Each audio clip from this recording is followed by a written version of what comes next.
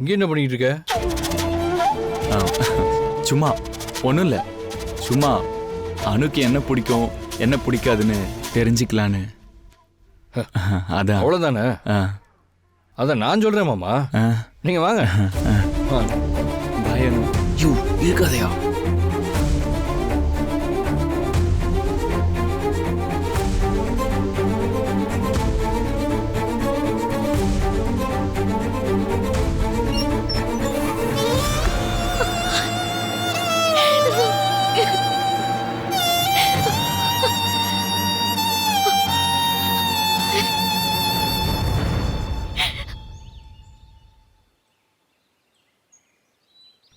இப்போ சொல்லு மாமா, உனக்கு அணுவை பற்றி என்ன தெரிஞ்சுக்கணும்? ஒன்றும் இல்லை, அணுவை பற்றி தெரிஞ்சுக்க வேணாம், அவ மனசை பற்றி தெரிஞ்சுக்கணும். அவ முன்னெல்லாம் என்கிட்ட நல்லா தான் பேசிக்கிட்டு இருந்தா, ஆனால் இப்போ ஒரு வார்த்தை பேச கூட யோசிக்கிறா. அதான் இந்த கல்யாணத்தில் விருப்பம் இருக்கா இல்லையான்னு விசாரிச்சிங்களா?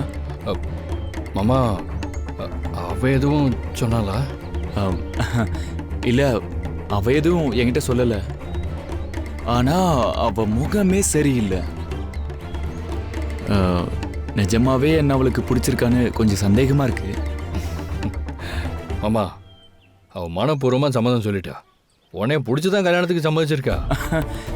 ரியலி? அப்ப ஏன் சரியா பேசல?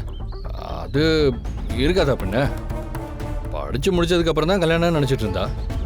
இப்போ நீ அவளை படிக்க அலோவ் பண்ணுவியோ என்னமோன்னு தான். யோ மச்சான், என்னையா நீ? இதைத்தான் நான் அன்னைக்கே சொன்னேனே.